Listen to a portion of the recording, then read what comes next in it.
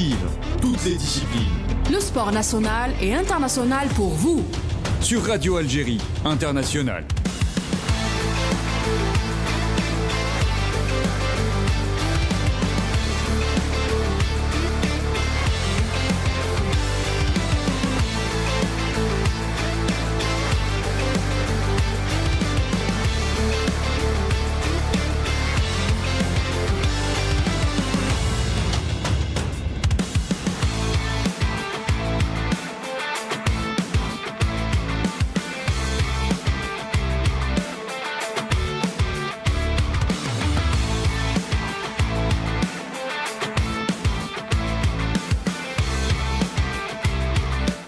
Bonjour et bienvenue dans ce nouveau numéro de Dimanche Sport sur Radio Algérie International. Football aujourd'hui, bien sûr, on va parler de la Ligue des Champions, de la Coupe de la CAF, mais on va entamer ce numéro bien sûr pour rendre hommage à deux hommes du football et du sport algérien qui nous ont quittés il y a quelques jours, M. Mahiddine Khalef et Youssef Bouzidi. Et on parlera également du retour de Majid Bouguera à la tête de la sélection nationale des joueurs locaux et également le nouveau DTN de la Fédération algérienne de football. Bien sûr, avec mes invités aujourd'hui, notre consultant Delis Remouz. Delis Remouz, bonjour. Walid, bonjour à tous nos amis auditeurs. Et très honoré d'avoir avec nous également notre confrère journaliste Sofiane Gessouma. Sofiane, bonjour.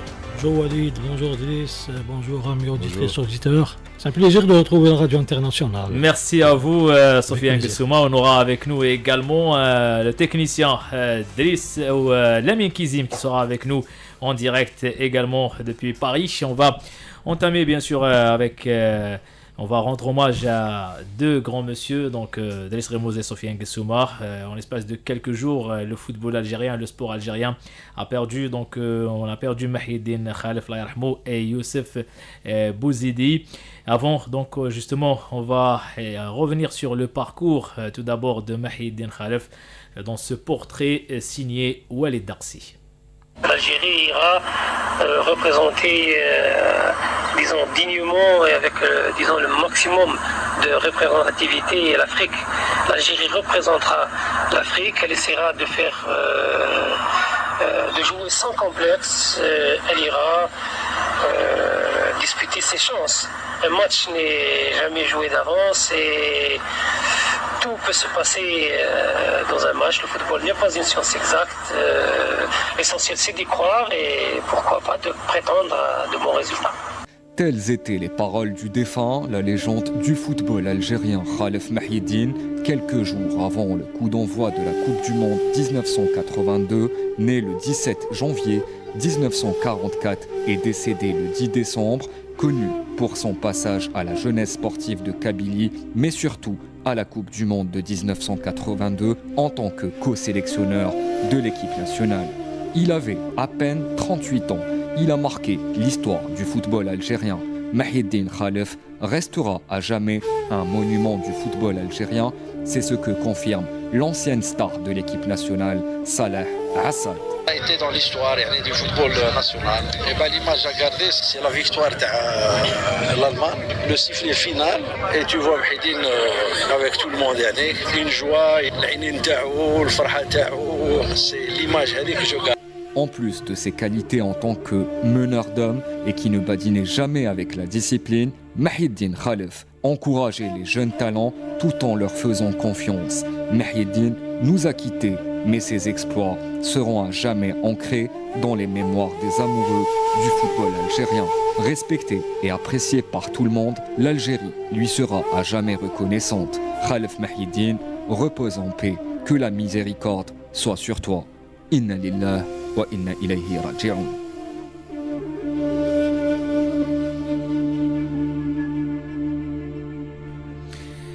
Allah yarhamou Mahiddine Khalef. Delis Remouz, Mahiddine Khalef qui a beaucoup donné pour le football algérien, pour la JS Kabylie, pour l'équipe nationale et qui restera une légende.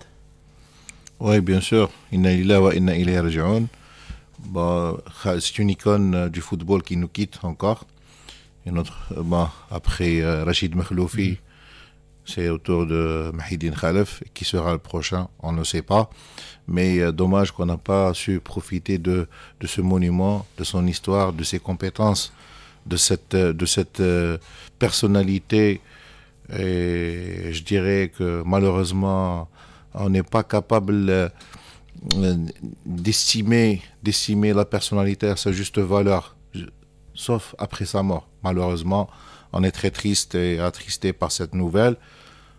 Peut-être ça va nous donner un peu à réfléchir, parce qu'il y a aussi d'autres personnalités qui ont marqué l'histoire du football et qui ont beaucoup à nous faire apprendre et à apprendre d'eux. Donc il faut saisir l'occasion pour essayer de se rapprocher de ces personnes-là pour tirer le maximum d'eux comme expérience, comme compétence, comme en matière de données aussi. Je ne veux pas citer de nom, mais il y en a beaucoup. Sofiane Gessouma, Mahidine Khalef, donc un palmarès riche de titres et consécrations. Il est l'entraîneur algérien le plus titré avec 13 titres en 11 ans, 8 championnats et également un titre africain avec la GS Kabylie en compagnie de Nasser Sanjar. Il a contribué bien sûr à la Coupe du Monde 2022, donc vraiment un grand monsieur du football, mais aussi un homme qui a laissé une très belle image avec tous les joueurs avec lesquels il a travaillé. C'est une icône, nous perdons une icône, nous perdons un grand monsieur du football national et mondial. Moi, je vais plus loin parce que il a contribué, lui et la sélection de 82, à ce qu'on change les règles de la FIFA en 1982 concernant le dernier match. Il est rentré dans l'histoire. Il a contribué à former une génération talentueuse de footballeurs que nous ne retrouvons plus. C'est quelqu'un qui a écrit les plus belles pages de l'histoire du football algérien. Parler de lui, on peut rester des heures et des journées entières. Khalef, contrairement à ce que pensent beaucoup, c'était quelqu'un de caractère, mais très, très serviable, très gentil. Nous l'avons côtoyé, nous avons eu la chance de le côtoyer un petit peu. Il était toujours au fait du football, il suivait le football. Et il était un peu déçu parce qu'il se sentait un peu marginalisé, un peu oublié, entre parenthèses, mis à part les quelques amis proches.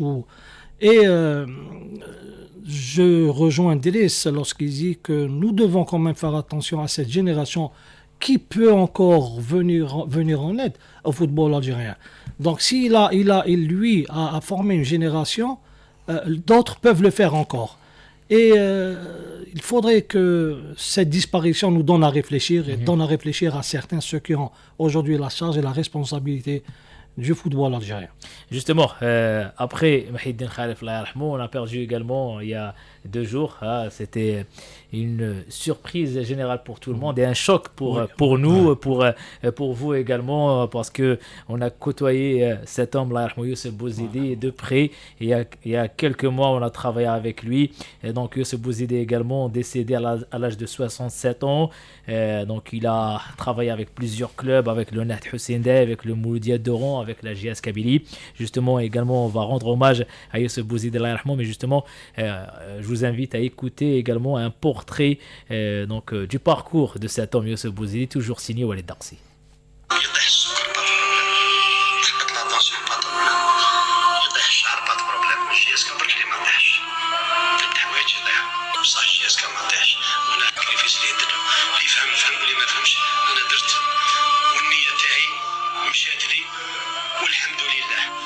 Des paroles qui seront gravées à jamais chez les supporters de la JSK du défunt entraîneur Youssef Bouzidi, qui les a menés vers le maintien lors de la saison 2022-2023. Né le 19 juillet 1957 à Hussein Dey, décédé jeudi 12 décembre, Youssef Bouzidi a entraîné plusieurs clubs algériens, dont son club formateur, le Naht de Hussein Dey. Il avait débuté la saison actuelle avec le Mouloudia d'Oran avant de le quitter octobre dernier. Lors de la saison dernière, il a réussi à mener les Hamraoua vers le maintien. La tâche de sauver les clubs de relégation était sa spécialité. D'ailleurs, pour cette raison, on le surnommait le pompier du football algérien. Depuis 1998, il réussit dans sa carrière d'entraîneur avec un total de 9 accessions dans différents paliers. Côté palmarès, Bouzidi a remporté la Coupe d'Algérie avec l'USM Belabbès en 2018, où il avait battu en finale le CS Constantine sur le score d'1-0.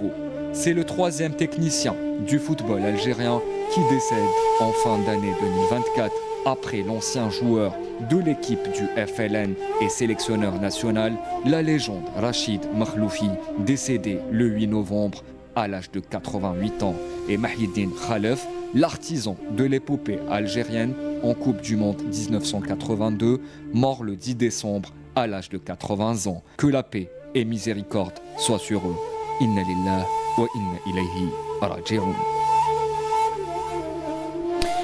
Voilà, donc là, également Youssef Bouzidi, vous l'avez connu, Driss Remouz. Il y en a des entraîneurs qui ont remporté des titres, mais lui, il était connu donc pour ses défis, pour sauver des clubs. À chaque fois où il y a un club en difficulté, il est là. La GS Kabylie, Mouloudia Doron, le Naht Hussein Dey. Il a remporté une super coupe donc avec l'USM Belabbès contre le CS de Constantine. Il a aussi pris part à 2 finales de Coupe d'Algérie avec le Naht de la GS Kabylie.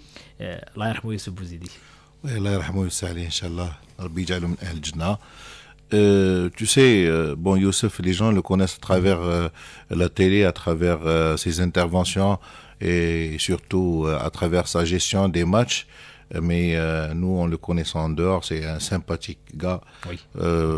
C'est quelqu'un qui est très émotif, quelqu'un qui est très sensible aussi. Malgré que son apparence, c'est une absorption. Quartier populaire, donc, avec le Naht, donc on connaît bien. Exactement. Et il était très sociable, très ouvert. Bon, il n'avait pas vraiment un grand champ d'amis, mais ses amis sont toujours restés très proches de lui. Lui aussi, il est très proche d'eux. Je dirais Youssef, c'est le regretté Youssef. Vous étiez surpris d'ailleurs, vous m'avez appelé pour confirmer l'information. Exactement, on m'a appelé, on m'a dit Youssef est décédé. Je dis c'est pas possible, non. C'est-à-dire avant-hier, 3 jours avant, je parlais à quelqu'un parce qu'il était, je crois, sollicité par 2 clubs. Et il m'a dit, on lui a parlé, il est en train de réfléchir et tout.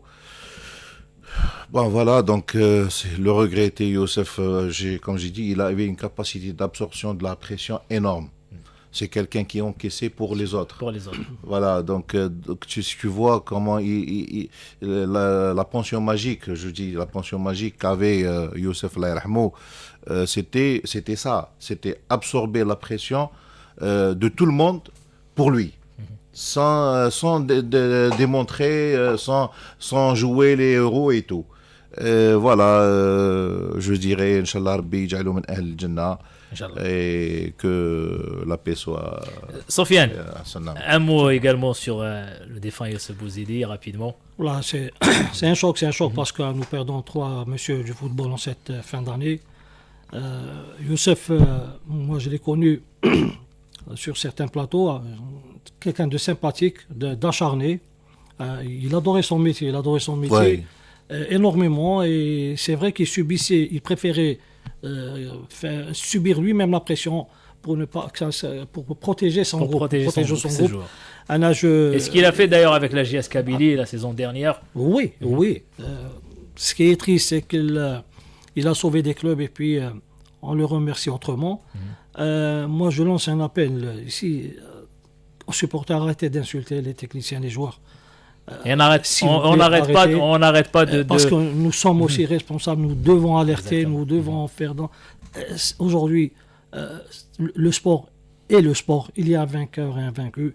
Il faut le comprendre une bonne fois pour toutes, parce que là, maintenant, le football reste un spectacle, il y a un perdant et un gagnant. Voilà des gens maintenant qui disparaissent. Et Youssef a été très, très, très marqué parce qu'il a vécu à l'Ouest. Je ne parle pas de tous les supporters du MCO, mais cette partie-là qui existe dans tous les clubs. Une partie des supporters. Ah oui. Il faut que ça s'arrête là. Ça fait trop. J'espère que ça va donner à réfléchir à certains. Il faut respecter les. Allah yarhamhum, monsieur Tu sais, Walid, moi, il y a une phrase qui m'est restée dans la mémoire. Le jour où Jürgen Klopp a quitté Liverpool, il a dit juste un mot pour tout le monde, pour tous les amoureux du football. Le football, ce n'est qu'un jeu. Bien sûr. Tout à fait. Voilà. Faut Un jeu, on est là, jouer, c'est pour se faire plaisir. Faire plaisir aux autres et se faire plaisir. C'est pas en insultant des gens, c'est pas en exerçant des pressions énormes comme on voit ici dans notre football. Je reviens aussi à une phrase qu'a m'a dit Roland Courbis quand je l'ai sollicité pour qu'il revienne à l'USMA. Il m'a dit écoute, chez vous, trop de pression pour rien. Pour rien. Voilà, trop de pression pour rien. C'est sa phrase à lui. Et ces entraîneurs, ces hommes comme Youssef Bouzidi qui ont subi cette pression. Maintenant, la pression, elle est partout. Tu vois qu'il y a des gens qui... Et on voit des joueurs, des entraîneurs qui n'arrêtent pas de faire des déclarations. Il y en a même des joueurs qui ont menacé d'arrêter. Il y en a beaucoup qui se sont retirés carrément de la scène. Effectivement. Ils se sont retirés. Allah yarhamhum, donc Mahiddine Khalef et Youssef Bouzidi. Donc en l'espace de quelques mois, on a perdu 3 grands noms du football algérien, Rachid Makhloufi, Mahiddine Khalef et Youssef Bouzidi. On va donner la parole en 2-3 minutes également. Il est avec nous en direct, Lamine Kizim. Lamine, bonjour. Salam alaikum, bonjour Walid, bonjour à toi, à tous les auditeurs et bien sûr mon ami Denis Remoz et aussi à Sofiane. Merci à vous également Lamine Kizim. Lamine, donc rapidement pour parler des autres sujets, mais on peut pas faire ce numéro, cette émission sans parler de Mahiddine Khalef et Youssef Bouzidi. Vous avez connu certainement les deux hommes. Un petit mot après, on va dire Youssef Bouzidi qui nous a quittés il y a 2 jours et Mahiddine Khalef également. Ouais, inna lillahi wa inna ilayhi raji'un. Rabbi kabbar l'ahl tahum, ça c'est le plus important. La deuxième des choses, j'ai eu la chance de connaître un petit peu les deux hommes de manière différente. J'ai connu Mahiddine Khalef au Maroc, à Oujda, où j'exerçais à l'époque. Et donc j'ai eu le plaisir de le côtoyer pendant un petit moment. C'est un homme... en 2 mots, c'est un vrai passionné de football. L'un des rares que j'ai vu qui est aussi passionné par le foot. Et c'est un entraîneur, je lui ai reproché un seul truc, c'est de ne pas avoir laissé des mémoires, une autobiographie.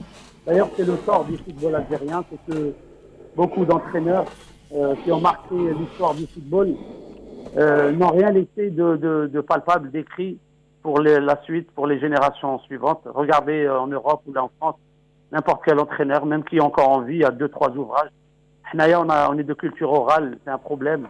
Donc on n'arrive pas, on a perdu des Khabato, des Zouba, des Mahiddine Khalef, des Kermani, et on ne sait pas grand-chose, à part ce qu'on connaît comme ça sur le plan oral. C'est dommage, on devrait rectifier ça. Notamment, je m'adresse aux journalistes d'essayer d'aider les entraîneurs, surtout les icônes Hadouma, pour écrire au moins des autobiographies afin d'aider à les connaître, à savoir comment ils ont réussi des résultats ou des aventures avec les sélections, avec les clubs. Allah yarhamou, c'est ça, birahmatillah. Je garde ce que vous disiez, une autre image. Je ne parle pas de l'entraîneur. L'entraîneur, c'est un métier, c'est une fonction. Les frères, ils ont dit des choses sur l'homme. Moi, je parle de l'homme. Je n'ai jamais vu, peut-être, j'ai rarement vu un homme aussi généreux que Youssef Bouzidi. Allah yarhamou, birahmatillah. Je connais des choses de la vie privée تاعو كان يدير عفايس اللي قليل اللي يديرهم notamment il aidait beaucoup les pauvres le jour de l'Aïd. Je donne juste une anecdote. Youssef Bouzidi n'était pas joignable le matin du Eid. Pourquoi? Tout simplement il passait ses matinées à aller dans les hôpitaux, dans les maisons d'orphelins pour donner de l'argent aux gens comme ça. Allah yarhamou birahmatillah, ندعو له بالرحمة et tout. Allah yarhamhum, c'est la vie, donc la vie continue, donc Allah yarhamhum, donc voilà, Youssef Bouzidi, Mahiddine Khalef. Donc l'actualité nous oblige, Denis Remoz et Sofiane Gessouma, de parler de ces hommes, même si on a perdu une demi-heure de ce numéro, mais il le mérite. Mais il le mérite, et il mérite beaucoup plus même. Donc voilà, Allah yarhamhum. Donc on passe directement à l'actualité footballistique. On va commencer avec rapidement, hein, donc on ne va pas trop s'étaler sur ces sujets, mais le retour de Majid Bouguerra à la tête de la sélection des joueurs locaux. Et une surprise pour vous, M. Desremouz? Oui et non. Oui, parce que déjà, les dernières déclarations de Majid, il a dit qu'il ne reviendrait plus en sélection, et qu'il veut bien travailler continuellement avec des équipes et tout. Et non, parce que tout est possible en Algérie. Du jour au lendemain, tu te réveilles, tu vois que tout peut basculer d'un point à un autre, à 180 degrés. Donc, je sais pas le pourquoi déjà l'objectif de la Coupe arabe par rapport à notre football. Mais aussi, je dirais, le pourquoi de la nomination de Bouguerra qui on sait très bien, qui réside pas en Algérie, qui connaît pas le championnat algérien, alors que pratiquement la Coupe arabe va renfermer 80 à 90% de son effectif du championnat algérien. Mais pour cette édition, les joueurs qui jouent même en Arabie Saoudite, au Qatar, en Tunisie, selon la loi de la FIFA pour cette édition, ont le droit de participer. Mais j'ai dit 80% de l'effectif doit impérativement et sûrement prendre issue ici du championnat national, alors qu'il ne connaît pas le championnat national, qu'il ne connaît pas le niveau des joueurs, il ne connaît pas de la forme des joueurs, il ne connaît pas chose qui est très très importante, la psychologie des joueurs algériens.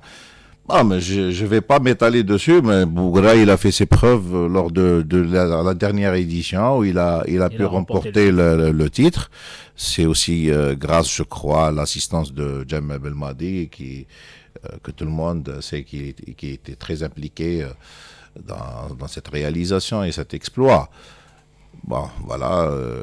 Moi, à mon avis, j'aurais aimé qu'on prenne des leçons, de ce qu'on a vécu, de ce qu'on envisage de faire, parce que cette édition ou cette Coupe arabe devait nous servir pour un éventuel développement des autres sélections, pour d'autres échéances. C'est pas en limogeant des jeunes sélectionneurs ou bien se séparant de ces jeunes sélectionneurs qu'on va atteindre nos objectifs plus tard. Pour moi, la sélection, il y a une seule sélection qui doit et on doit chercher les résultats techniques. C'est la sélection A. La sélection A, doit être l'objectif du football national. Et comment peut-on arriver à former des joueurs qui peuvent adhérer à cette sélection-là? C'est ça le problème, et c'est ça normalement l'objectif qui devrait être fixé au niveau de la DTN. Sofiane, depuis le départ de Majid Bouguerra, après la finale perdue contre le Sénégal au CHAN en Algérie, on n'a plus parlé de cette sélection. L'Algérie, la fédération algérienne, a décidé de se retirer du prochain CHAN, l'Algérie et d'autres nations. Et à la dernière minute, cette équipe revient avec le même entraîneur, Majid Bouguerra. Selon vous, est-ce que c'est le parcours de Majid Bouguerra avec cette sélection? Il connaît bien la maison, ce qui a poussé la fédération à faire appel une autre fois à Majid Bouguerra? Écoutez, il y a aussi une histoire de relation. Walid Sadi était manager à l'époque où Bouguerra était capitaine de la sélection. Il le connaît bien. Peut-être qu'il y a des affinités. Peut-être. Moi, j'estime qu'on a perdu du temps. Il est là. Il part, il revient. Il y a de la contradiction. On met une équipe en veilleuse. Alors pourquoi ce choix? Il y a beaucoup de contradictions et de décisions, je vais dire, anarchiques. Arbitraires, oui. Oui, on ne sait pas ce qu'on veut, en fait. Exactement. Il faut apprendre à travailler sur le moyen et long terme. Il faut savoir d'abord ce qu'on veut, ce qu'on veut faire de cette sélection. Est-ce que c'est l'antichambre de l'équipe A? Est-ce que nous avons des objectifs? Est-ce qu'il y a des échéances? Tout ça, nous devons l'étudier convenablement. Je ne sais pas, j'ai l'impression que des fois, on avance aveuglément, on ne sait pas ce qu'on veut, on ne sait pas. Et des décisions comme ça qui sortent, qui viennent à droite, à gauche, je ne sais pas pour quel but, mais moi je pense que c'est plutôt la relation. Et puis Bouguerra, il a remporté la Coupe arabe, il a fait un bon championnat à Alger. Donc, toujours est-il que parfois les résultats marchent. Et on s'attendait que Bouguerra va rejoindre le staff de l'équipe A. C'était dans l'air, mais c'était. Belmadi ne voulait plus compléter son staff. Et lui, ça y est, c'était ficelé. Maintenant, nous, qu'est-ce qu'on peut dire? Bonne chance. On espère. Donc, c'est l'objectif peut-être pour une fédération, c'est pour la fédération, c'est de remporter la deuxième édition de cette. Oui, bon, c'est une coupe arabe, c'est une coupe régionale. Sur le plan financier, qui va apporter beaucoup pour les fédérations. Tout, mais sinon, sur le plan sportif, que vaut même si la FIFA veut promouvoir cette compétition, oui, mais bon, ça reste elle a incité les fédérations à jouer avec les meilleurs joueurs qui exercent dans les championnats arabes. Mais est-ce qu'il y aura le ça a été fait même la coupe précédente. Il y a eu des joueurs qui évoluent dans le championnat arabe. Sauf il y a une petite remarque que je voulais le faire, c'est que normalement c'est la DTN qui devait s'en charger de la nomination. Justement, on va revenir sur la DTN. Voilà. vous m'avez tendu donc l'affaire chez M. Driss Rimouz pour parler justement d'un autre sujet, la DTN, justement la nomination de Majid Bouguerra et la nomination d'un nouveau DTN de la Fédération algérienne de football. Le bureau fédéral donc a désigné Ali Mousser, nouveau directeur technique national en remplacement de Amer Mansoul. Donc, il travaille en France. Justement, j'ai un peu cherché son CV. Donc, nous avons avec nous justement Lamine Kizim. Je passe directement la parole à Lamine Kizim. Lui, peut-être, il connaît bien Ali Mousser parce que Lamine Kizim, il travaille en France. Lamine Kizim, vous êtes toujours avec nous? Oui, je suis là. Donc, Lamine, justement, on a parlé un peu du retour de Majid Bouguerra. Driss Rimouz nous a dit que normalement, c'est le travail de la DTN de ramener les entraîneurs pour les sélections. Justement, un nouveau DTN avec la fédération algérienne. Il s'agit de Ali Mousser. Est-ce que déjà, vous pouvez nous donner un petit CV de ce monsieur? On ne le connaît pas vraiment. Bon, il y a beaucoup de sujets sur la question. En fait, si je voulais un CV sur Ali Mousser, bon, c'est quelqu'un qui a beaucoup travaillé dans la formation des entraîneurs, la formation des jeunes. Il a été éducateur au départ. Et c'est quelqu'un qui participe régulièrement à la formation surtout des cadres, des entraîneurs en Ile-de-France. Et vous savez très bien, l'Ile-de-France est le premier vivier au monde de joueurs. Et aussi, la DTN française est capable de former beaucoup d'entraîneurs en quantité. Après, la qualité, ça c'est autre chose. En tout cas, dans la formation des jeunes, la DTN a du savoir-faire en France. Après, la question, moi je connais Ali Mousser en tant que... voilà, on a fait des commissions parfois ensemble, nous y a assisté. C'est un compétent, hein, c'est un professionnel, il n'y a pas de problème. Par contre, le sujet, moi je pense qu'il ne s'agit pas de parler du DTN, il s'agit de parler de la DTN. C'est la première des choses. La deuxième des choses, je vais faire un rapport avec la nomination de Majid Bouguerra, qui est une fausse bonne idée. Dans le sens où est-ce que nous avons conscience que là, on a envie de faire du conjoncturel, comme d'habitude, un homme, un entraîneur ou un sélectionneur, juste pour animer une compétition, et puis c'est quoi l'objectif? Les collègues ont parlé de beaucoup de choses très intéressantes, du coup je ne vais pas en rajouter. Moi, ce qui me fait un petit peu, qui me rend un petit peu en colère. Je vais être en colère et en même temps je vais donner un carton rouge aux entraîneurs algériens, mes collègues. Pourquoi je veux dire ça?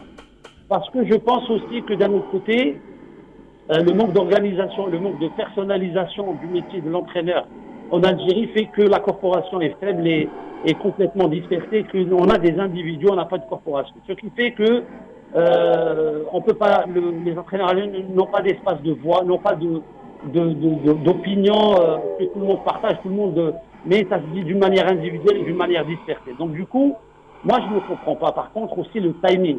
Pourquoi? Je pose la question. Pourquoi le jour de la consécration de la crème des entraîneurs algériens par rapport à la CAF Pro, le jour même, on annonce la nomination de 2 entraîneurs étrangers. Quand je dis étrangers, pas par la nationalité, étrangers par rapport à la formation des cadres en Algérie. Ça veut dire quoi? Ça veut dire qu'au même moment où on donne une consécration à la formation en Algérie, aux compétences algériennes, en même temps, on le ramène sur 2 postes très importants, des gens qui ont fait des formations ailleurs. Ça veut dire qu'il y a quelque chose qui ne se déroule pas normalement dans cette histoire. Donc moi, ça m'a vraiment fait mal au cœur, parce que pourquoi on n'a pas attendu quelques jours après et puis on l'aurait pu faire? Pourquoi on l'a fait le jour même? Moi, ça m'a alerté. Je pose la question, pourquoi on a choisi ce timing-là? Quand je parle de M. Ali Moussel, il est algérien comme nous, il n'y a pas de problème, pas d'Algérien plus qu'un autre. Je parle juste du fait que Ali Moussel fait partie de la formation en France, etc. Donc, c'est un autre savoir, etc. Est-ce que le problème en Algérie, du football en Algérie, c'est un problème d'un DTN ou c'est un problème plus global? La problématique est plus générale. Vous savez très bien que M. Ali Moussel, et je ne le souhaite pas, mais qu'est-ce que peut faire Ali Moussel dans un football qui n'a pas de plateforme, où la politique sportive n'est pas claire, où la formation est oubliée, où les clubs font n'importe quoi, où tout le monde sait que le mal du football national, c'est la formation, l'infrastructure, la formation des cadres, les dirigeants, etc. Mais moi, je pose une autre question. Les gens qui ont désigné Ali Moussel se sont trompés sur Abinsoul qui a fait 9 mois, se sont trompés sur Biskri qui a fait 9 mois, se sont trompés sur tous les ETN. Pourquoi ils vont réussir avec celui-là? Donc moi, c'est une question que je pose. Pourquoi c'est toujours les mêmes qui désignent et que eux, ils n'arrêtent pas à un moment donné, qu'ils laissent d'autres gens désigner? Pourquoi on est obligé aussi de calquer notre DTN sur celle de la France ou de l'Espagne? Nous, est-ce qu'on ne pourrait pas un jour réfléchir et s'arrêter un petit peu et de mettre une DTN adaptée au football algérien? On peut faire une autre forme, on n'est pas obligé de garder la même forme. On garde le fond, mais pas la même forme. Est-ce qu'on ne peut pas travailler en collégialité? À quel moment les entraîneurs algériens vont réfléchir leur football? Quand tu mets un entraîneur qui vient de l'extérieur pour le football local, alors que les entraîneurs algériens qui connaissent les problématiques des jeunes, les problématiques des clubs et les problèmes, c'est qui va réfléchir pour eux?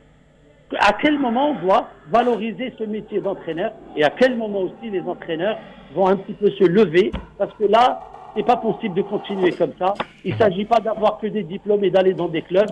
Par contre, l'excès d'individualisme de nos entraîneurs, c'est un carton rouge. Il faudrait se réunir, il faudrait avoir une place là où il faut, à la fédération, avoir un siège pour pouvoir échanger sur leur football. C'est eux qui sont concernés, et pas les autres. Lamine, rapidement, une dernière question. Donc, selon vous, Ali Moussel, il a les capacités et tout ce qu'il faut donc, en matière de formation et de gestion, mais pour le football algérien, il aura peut-être des difficultés d'imposer sa stratégie et son plan, vu le malaise donc, du football algérien actuel. Walid, quel que soit le DTN qu'on ramène, même moi, Ali Moussel, je dis encore une fois, c'est une compétence en France. C'est quelqu'un de reconnu, il n'y a pas de problème, mais on n'est pas en France, en Algérie. Il y a des problématiques autres. Il y a un fonctionnement qui est différent. Il faut beaucoup de temps.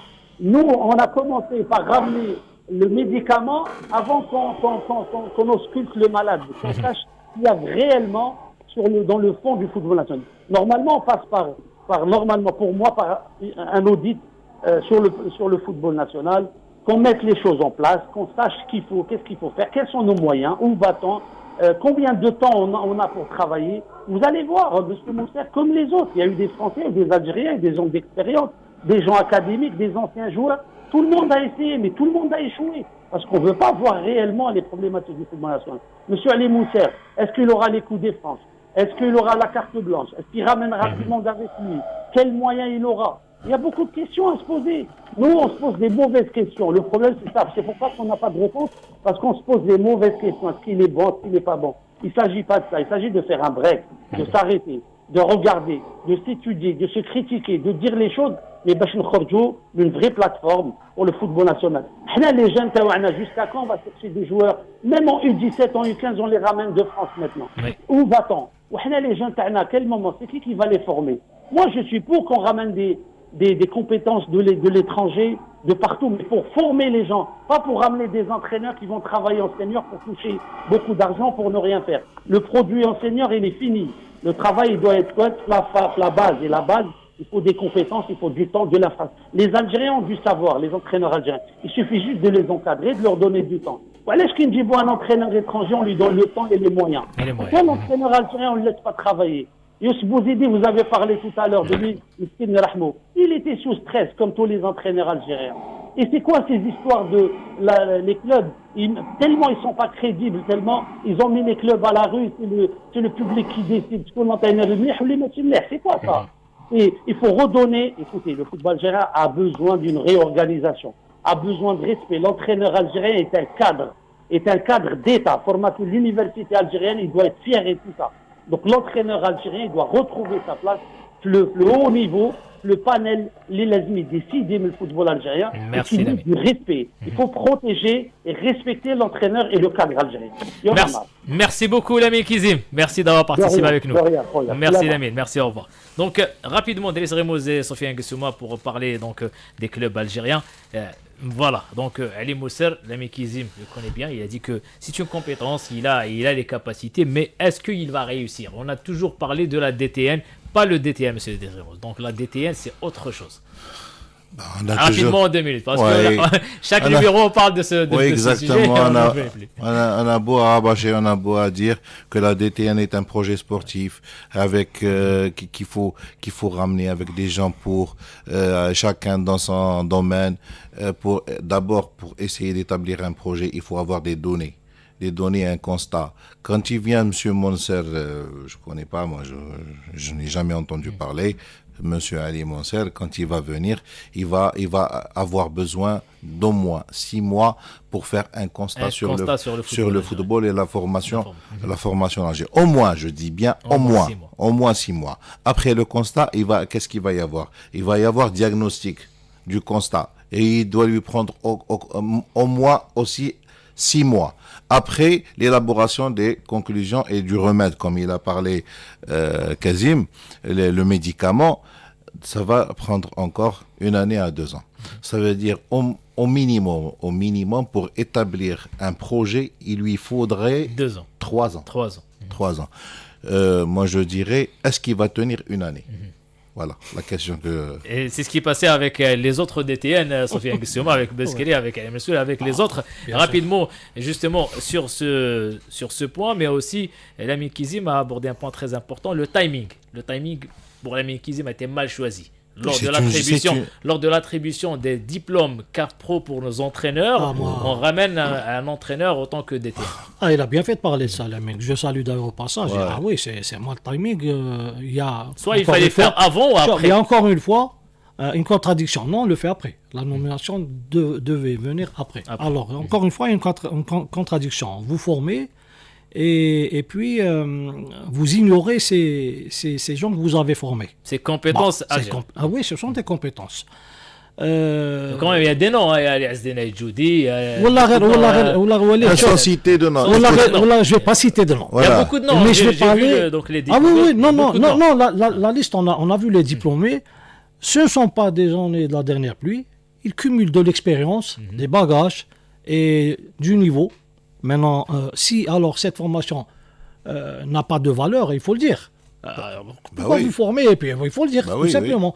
Ils le disent à leur manière.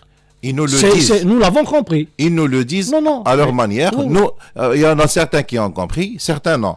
Moi, je dis, quand on a un bac plus 10, qu'on fait 5 recherches pour atteindre ce niveau-là, et puis tu viens...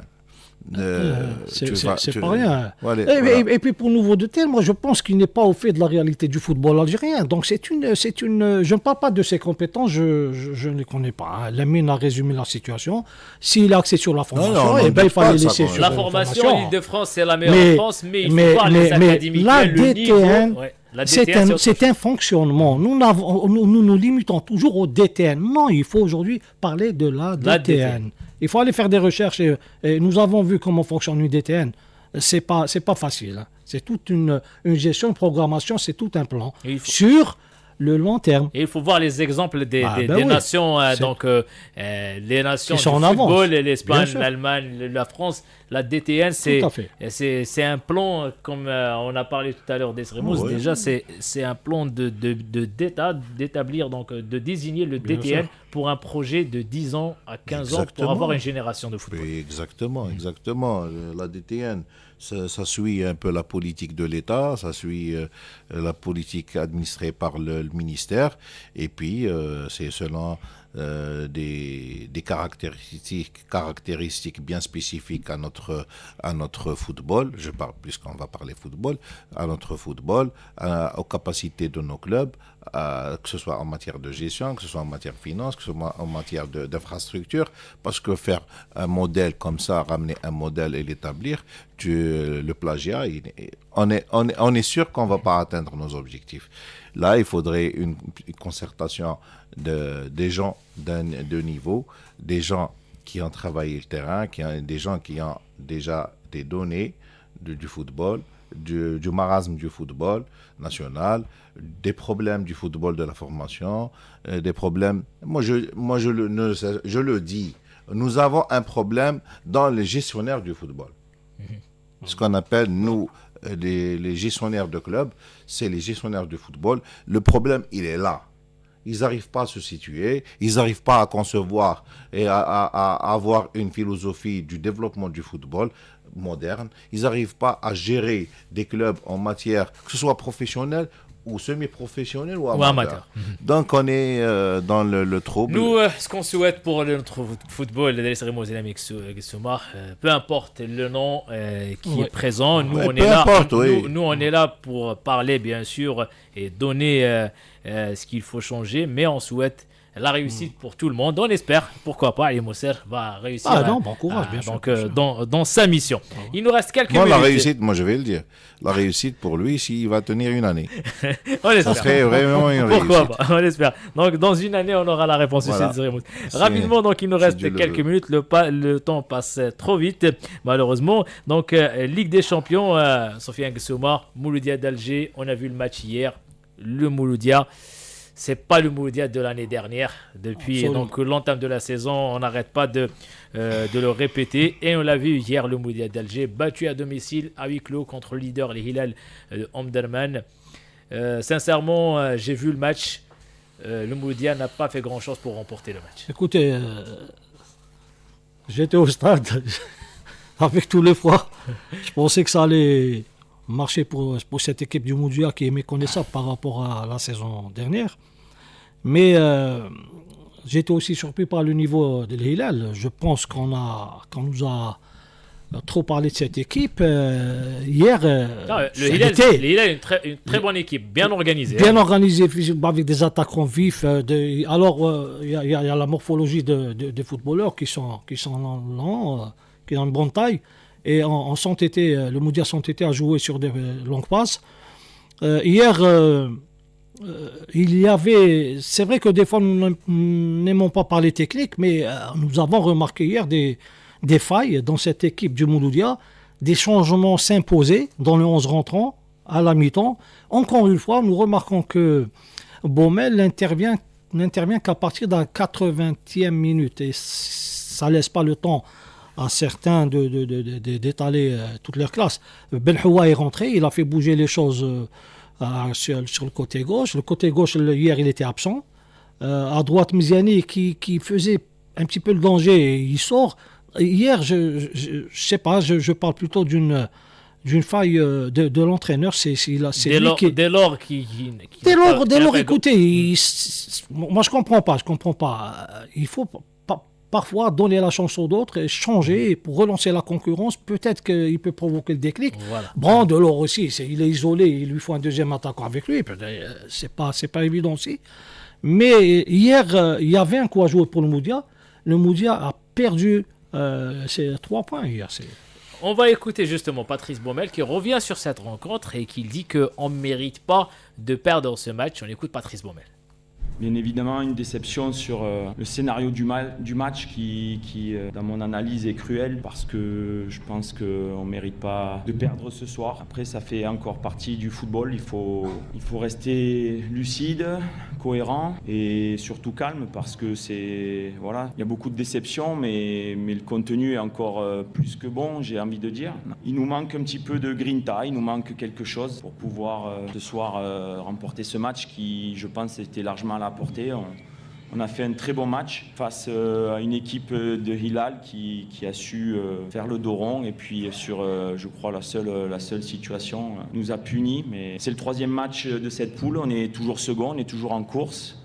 C'est sûr que venir avec 3 points de plus ce soir, ça nous aurait permis d'être premier de ce groupe, mais l'objectif reste le même, c'est finir dans les 2 premiers, on est toujours dans l'objectif.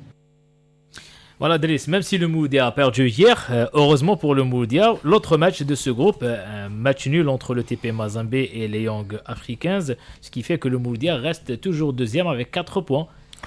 Oui, moi je dirais que je ne vais pas à contre-courant, mais j'ai ma propre opinion sur le match d'hier. Mouloudia a tout fait. Le Mouloudia, je crois qu'il y a eu une très bonne prestation du Mouloudia. C'est vrai que la machine offensive ne fonctionne pas convenablement. Il y a surtout une grande pression sur les attaquants, surtout sur les attaquants. Ils n'arrivent pas à concrétiser les occasions qui se présentent. Vous n'allez pas me dire que Bayazid ne sait pas tirer, ne sait pas frapper à l'intérieur des 6 mètres. Il y a eu une occasion à la fin du match pour Bayazid qui se retrouve dans les 6 mètres, qui n'arrive pas à ajuster sa frappe. C'est défaut de concentration, défaut surtout de la pression. Quand on a trop de pression, il y a une disconcordance au niveau de ce qu'on appelle le système neuromusculaire qui n'arrive pas à coordonner l'ensemble des organes et plutôt des groupements musculaires pour avoir la lucidité et la coordination nécessaire pour frapper au but. Vous n'allez pas me dire que se retrouver 2 fois face à face, gardien raté ou bien le gardien qui sauve son but. À l'entame du match, on a eu Draoui qui se présente face à face. On a eu Delors qui se gêne pour les deux étaient face au gardien. Alors que là, donc, je dirais en début de match. Oui, Naïdji, ils ont eu. Bon, j'ai des statistiques, je ne vais pas les étaler, mais j'ai des statistiques qui montrent qu'il y a une domination quasi totale du Mouloudia. La seule occasion, moi j'avais déjà dit donc ça. Donc il y a un manque d'efficacité. Oui, il y a un manque d'efficacité. Moi je veux dire que le Mouloudia a payé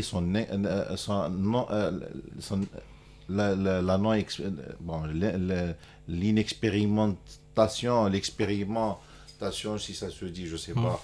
Oui. L'inexpérience des attaquants. Des joueurs. Oui, voilà. Il faut rappeler que le Mouloudia, il y a plus de 10 ans que le Mouloudia n'a pas participé à une compétition européenne. Et le contraire est valable aussi pour le Hilal. On a vu un Hilal pas vraiment déjà la même chose contre le TP Mazembe. Avec le moindre effort, ils arrivent à concrétiser la moindre occasion qui se présente. C'est pas par rapport à la qualité de son jeu. Et d'ailleurs, ce que l'entraîneur Ibengue a expliqué en conférence de presse hier, il a dit que on a joué les contres, on a réussi à bloquer donc cette équipe du pour moi, ils n'ont pas réussi. Parce que quand tu concèdes, 8 occasions de but net contre toi, tu vas pas me dire que tu as pu faire face à l'équipe adverse. En une seule occasion, sur balle arrêtée. Voilà, sur balle arrêtée. Le problème, je l'ai dit déjà dans l'édition de hier ici avec Smaïn Brahai, j'ai dit qu'ils renferment 6 joueurs qui sont au-delà de 1m85. Alors que le Mouloudia, ils n'ont que 2 joueurs qui avoisinent les 1m85 et qui sont de bons joueurs de tête, à savoir Abdellaoui et Razela. Or, ces deux, il n'y a pas de joueurs de tête. Il n'y a pas de joueurs qui peuvent remporter des duels aériens. Alors, je dirais que la faute, c'est dans l'organisation du coup franc et de la balle arrêtée. Tu mets Delors comme bloqueur, c'est faux. Tu as besoin de Delors pour le marquage et pour essayer de capter des balles aériennes. D'ailleurs, sur le but, où on voit 2 joueurs du Hilal qui se retrouvent sur la balle. Qui était dans le marquage, c'était Naïji et Taïb Mziani. C'est pas possible. Tu mets un Naïji 1m77 face à 1m88 de Fofana, c'est... Le Mouloudia n'est pas encore éliminé. Moi, je suis sûr. Je suis sûr que le Mouloudia sera qualifié pour les quarts. Va aller et prendre sa revanche. Bien sûr, on l'espère. Le Mouloudia n'est pas encore éliminé. Patrice Baumel, on ne sait pas encore, mais peut-être aujourd'hui une réunion d'urgence pour prendre une décision. Et à la réunion, on espère qu'il sera maintenu pour ne pas perturber l'équipe, vu qu'ils sont deuxième au classement du championnat et deuxième en Ligue des Champions. Donc, au championnat, avec 3 matchs. Donc, et ça, c'est l'ennemi numéro 1 du football algérien. L'instabilité. Quand déjà quand l'entraîneur sent qu'il n'y a pas la confiance totale en lui de la direction, c'est là où ça éclate. Non, mais là, Driss Boumel a eu toute la confiance de la direction. C'est sa 3e année qui est là. Je pense que c'est juste pour absorber de la pression.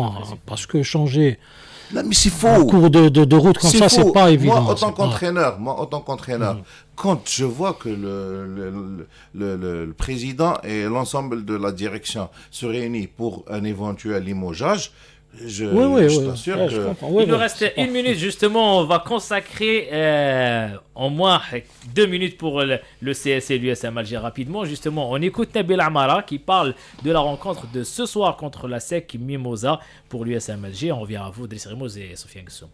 احنا يعني نكونوا دائما بنفس العزيمه ان شاء الله باش نحققوا نتيجه ايجابيه سواء يعني على الاكستيريور ولا يعني في على l'intérieur. Inch'Allah, on a bien travaillé pour bien rentrer faire de la compétition. Inch'Allah, toujours, on doit être prêt le jour J, Inch'Allah, pour ramener la victoire et être en première place, Inch'Allah. Alors, 40 secondes pour vous, Sofiane Gussouma, pour l'USM Alger. L'USM Alger contre la SEC Mimosa. Une chance pour une occasion pour prendre seul les commandes de ce groupe. Ah oui, avec 4 points. Aujourd'hui, l'USMA ne doit pas rater le virage. C'est quand vous voulez jouer les quarts finales, vous jouez à domicile, il faut prendre les 3 points coûte que coûte. L'USMA, on a les moyens. Preuve qu'il revient avec quand même de bons résultats sur le dernier match. Et il a les joueurs qu'il faut, il a l'expérience, il a le mental. Je pense que le sénario le séjour de Dakar est oublié. Donc c'est aux joueurs de faire la différence sur le terrain. Parce que rater 1 point, 2 ou les 3 points, c'est rater le dernier virage. Je pense que l'USMA va faire son match aujourd'hui. Coup d'envoi à 20h au stade du 5 juillet Alger. 30 secondes, Driss Remouz. Je vous laisse le CS de Constantine contre Bravos Angola. Le CSC qui a réussi à négocier ses matchs à l'extérieur pour le moment. Bon, le CSC avec Reddin Madoui, ils savent très bien voyager. Donc on espère que ça va continuer. Voilà. On espère donc les 3 points pour nos 2 représentants algériens pour assurer, on peut dire, pratiquement la qualification pour les quarts de finale. Le dernier représentant algérien, le Serbe Louzdad, qui jouera contre l'Ahli, ça sera le 22 décembre, vu que l'Ahli participe à la Coupe intercontinentale de la FIFA et éliminé hier. Voilà. Donc voilà, c'est la fin de ce numéro de Dimanche Sport. Merci à vous, Driss Remouz. Merci. Merci à vous également, Sofiane Gussouma. C'est un plaisir. Merci, le plaisir est partagé. Donc, on espère une autre fois, Inch'Allah. Bien sûr, merci, on remercie également notre ami Driss Remouz. Merci à Amal qui a été à la réalisation. Hadja la barre technique. Hadja également au streaming live. Et Nesrine à la régie. On vous donne rendez-vous dimanche prochain, mais ça sera avec Smail Korso qui sera de retour avec vous, toujours sur Radio Algérie Internationale. Au revoir.